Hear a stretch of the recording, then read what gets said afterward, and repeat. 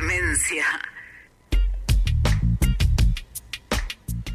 Y hubo reunión de poderes, podríamos decir, y está con nosotros Leonardo Smerling de su espacio Internacionales.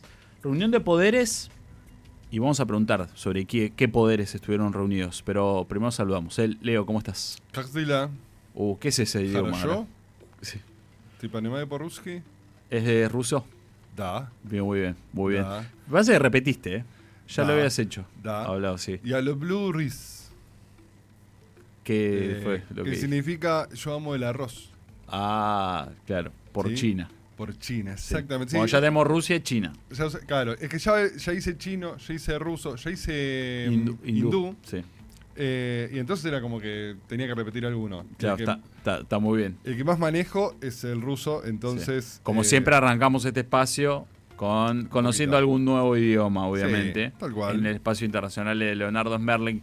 Dijimos poderes. Poderes. Nombramos países. Sí. ¿Qué fue lo que pasó? ¿Y qué países? Sí. Se hizo en el día de hoy la celebración con un desfile impresionante. Quienes tengan acceso a YouTube, les recomiendo para poder ver ahora un poquitito un video de lo que fue un desfile para celebrar los 80 años del fin de la guerra, donde China había sido ocupada por Japón, con una demostración de poder en todos los sentidos. Uh-huh. En sentido político, porque estaban allí presentes Vladimir Putin, estaba Kim Jong-un, el líder de Corea del Norte, además de muchísimos otros invitados, presidentes de... Bueno, todo lo que es, más que nada, Asia Central y Sudeste Asiático. Uh-huh. Vietnam, Pakistán... Toda esa parte del mundo, digamos, unida, ¿no? Rusia, parte de Europa y un poco del norte, pero bueno, por su magnitud, ¿no? También. Exactamente, y por la cantidad de habitantes. Sí. Uno se pregunta, ¿por qué hay tantos habitantes en esa zona? Bueno, tienen mucha tierra, tanto la zona de la India, como de China, como de Vietnam. Toda esa zona son zonas que tienen tierras muy fértiles y los monzones hacen que se inunden y se pueda producir el arroz, que es el alimento básico de toda esa región. En la avenida Yangan, ahí podemos ver algunas de las imágenes. Sí. Había... ¿Qué son esos juguetes que estamos viendo? Unos juguetes hermosos, unas armas. Hizo una demostración de poder militar Xi Jinping y el gobierno de China y la sociedad china también. Muy fuerte. Se ven ahí algunas palomas. 80.000 palomas. No, ¿Pero que sobrevuelan o las largaron ahí? Las largaron ahí. Sí. O sea, unos números. Viste, todo lo chino, ¿no? Todo con números. 50.000 invitados. Mostraron drones, todas las armas nuevas. Unos misiles balísticos intercontinentales nuevos que no se conocían hasta el momento y que son muy poderosos. Llevan 12 cabezas nucleares cada uno. O sea, estamos hablando de cosas serias. Sí. También mostrando un tema de poderío militar. Viste que siempre se dice, bueno, China puede ser económicamente, pero Estados Unidos militarmente la supera. Bueno, mostró un poco de músculo. Sí, ahí se acercó bastante, podríamos decir. Sí. Se cantaron canciones, había un coro de niños y niñas que cantaron canciones que eran de la resistencia china a la invasión japonesa. Todo muy simbólico. Uno tiene la idea de la Segunda Guerra Mundial en Europa. Bueno, en la zona del sudeste asiático fue muy fuerte también. Es verdad que Estados Unidos tuvo mucha presencia, pero la resistencia china fue más que importante. Digo en el sentido de que Donald Trump salió a pedir en las redes sociales que, bueno, a ver si China reconoce la sangre y el esfuerzo norteamericano para liberarlos. Y tiró, lo voy a leer, y por favor transmitan mis más cálidos saludos a Vladimir Putin y Kim Jong-un mientras conspiran contra los Estados Unidos de Norteamérica. Eso publicó Donald Trump, despechado. Sí. ¿Porque no lo invitaron al cumpleañito? Claro, y porque están construyendo un polo de poder. Y vamos a estar hablando un poquito de ese tema. Pero está ahí Putin, que estaban re amiguis hace poco. Bueno, amiguis, pero no consiguió nada Trump con Putin, con su amistad con Vladimir Putin. Lo que, aparte, también estaba despechado por la cumbre que se hizo. A ver si podemos ver también esas imágenes. Porque 2 días antes se reunió la cumbre de la Organización de Cooperación de Shanghái. Esto fue domingo y lunes. Y ahí se vieron unas imágenes que movieron bastante al mundo. Quizás uno no los tiene tan fuerte, pero pensá que China, Rusia y la India, los tres líderes principales de las tres potencias de lo que es Asia en estos momentos, se reunieron riéndose, Sí. abrazándose, Agarrándose de las manos, todo muy lindo, todo, che, qué buena onda que tenemos entre nosotros. Y eso, además, había también de otros países, porque hay otros miembros plenos, pero también se sumaron ahora nuevos. Sí, me gusta que están los tres líderes y también decís, bueno, que gente importante se reunió. No, son los traductores, ¿no? Son los traductores de cada uno de ellos. Igual Putin te habla todos los idiomas, Xi Jinping también, Modi no lo sé, porque es muy nacionalista, andás a ver. Modi y digamos, China e India tienen algunos conflictos históricos. 2021-2024 hubo soldados muertos de ambos bandos por un conflicto en la frontera, ahí en la zona del Himalaya. Sin embargo, Trump lo logró unir a esas dos potencias, las dos países con mayor población en el mundo, que entre los dos deben tener un cuarto de la población mundial por lo menos, haciendo el número así rápidamente. Los unió ¿por qué? Porque Trump le puso aranceles de 50% a China y a la India. A China porque dice que hace dumping, y a la India porque India, ¿te acordás cuando empezó la guerra de Ucrania, digamos, la invasión rusa a Ucrania? Europa dejó de comprarle gas y petróleo, le cerraron todas las canillas dejaron de comprar a Rusia.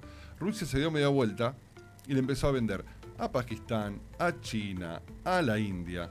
Y la India compró, y se quejan de por qué le seguís comprando petróleo y gas a Rusia. ¿Sabes cuál fue la respuesta del ministro de Relaciones Exteriores de la India? ¿Cuál fue?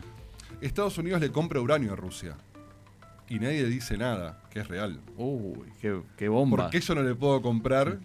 Y todos se tuvieron que callar la boca. LAM, ¿no? Diríamos. Exactamente. Bueno, la cuestión es que le puso los aranceles igual muy altos y dijo, bueno, listo, no te vendo más a vos, que no me vas a comprar porque te sale caro, le vendo a China.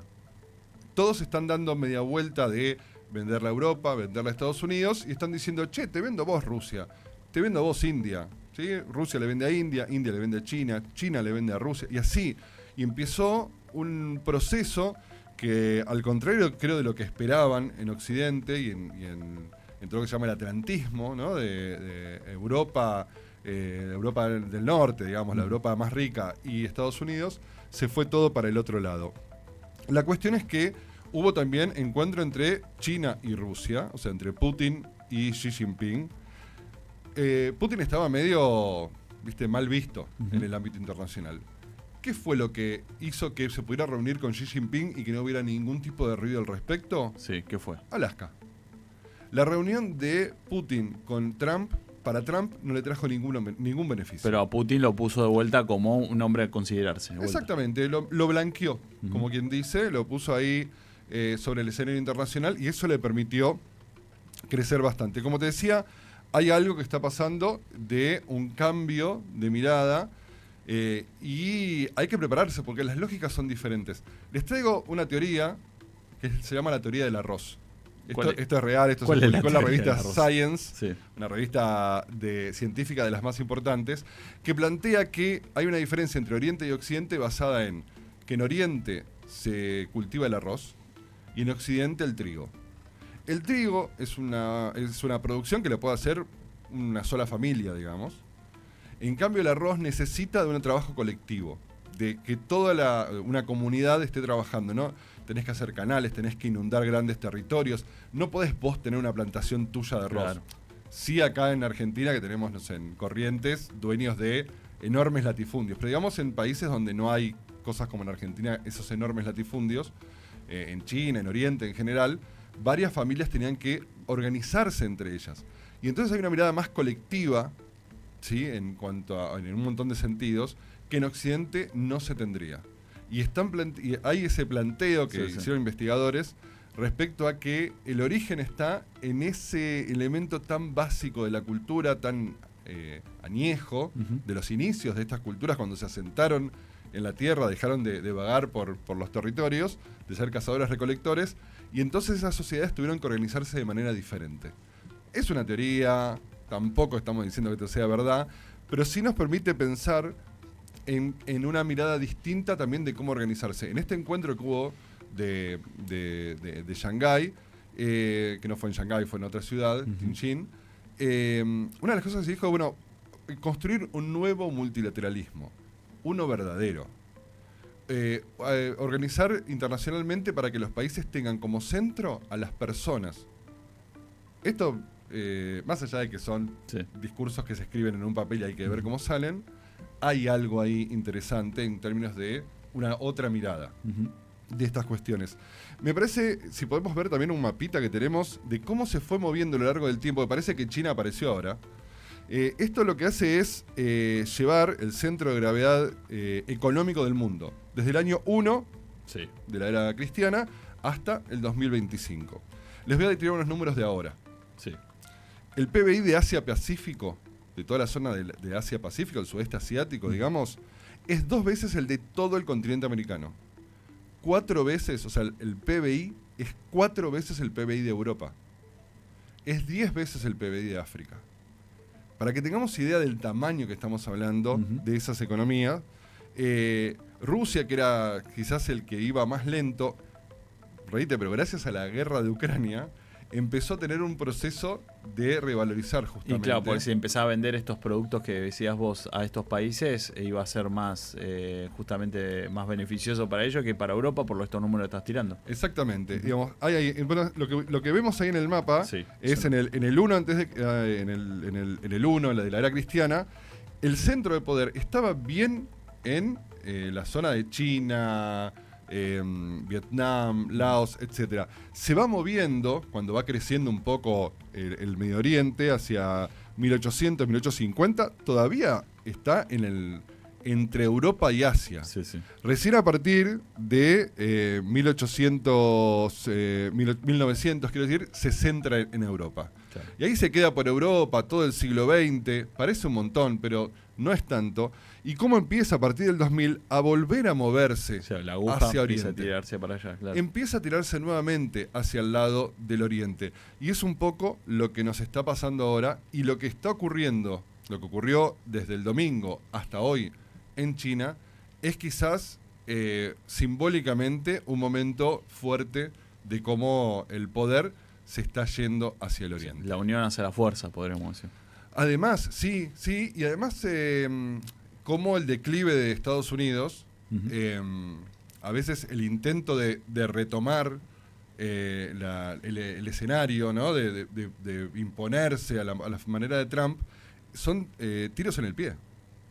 Porque lo que hace es unir a viejos rivales. China y Rusia tuvieron guerras. China e India tuvieron guerras. Rusia e India, bueno, tuvieron diferentes momentos en la historia. Vietnam volvió a hacer ejercicios militares con China. Es impensable. Hace 10 años China y Vietnam haciendo ejercicios militares era una locura. Países como Azerbaiyán y Armenia hacen acuerdos por el gas. Turquía también. Digamos, hay una cuestión donde Asia empieza a unirse porque Occidente un poco lo empuja. Un poquito lo empuja a que, bueno, defendamos entre nosotros. Sí, creo que la declaración, me hace acordar a Trump cuando asumió esto de que Estados Unidos debe ser grande de vuelta y todo eso, quizá también prendió las alarmas, ¿no? Y sí, pero aparte me parece que tiene que ver también con las formas, ¿sí? Y con lo que genera la propia política de Trump. Para graficar esto un poquito, tenemos el comité de brújula geopolítica. Bueno. De Fingiendo Demencia, como siempre nos vamos con una canción que un poco trata de contarte qué es lo que está pasando de una manera amena. Bien. Y tenemos una canción que habla de cómo el poder se va hacia Asia. Bueno, muchas gracias primero Leonardo Smerling para traernos un poco y explicarnos qué fue la reunión ahí de estos 3 grandes líderes del mundo, por qué se estaban agarrando tanto de las manos y todo eso. Bueno, no era por la canción del Puma Rodríguez, sino era justamente por cuestiones económicas. ¿Te tiro un datito? Sí. ¿Sabés quién es el artista argentino más escuchado en la India? Sandro, para mí. No. Ay, no, entonces no. La Mona Jiménez. ¿En serio? Te juro. Te lo prometo. Y bueno, como dicen los españoles. Para el próximo capítulo, ¿puede ser? Vamos con algo de eso. Dale. Leonardo Smerling, como siempre, su espacio internacionales. Y con música, obviamente. Obviamente. A ver, ¿qué estamos escuchando? Todo el mundo era europeo. Come comerciando y masacrando, llenaron varios museos. Los yanquis vinieron después, con hamburguesas y bombas, robaron todo otra vez. Ahora el mundo va hacia Asia, la economía hacia Asia, la cultura hacia Asia, la soja hacia Asia, los aviones hacia Asia. Mi corazón y los números no mienten, el futuro ya está en el oriente.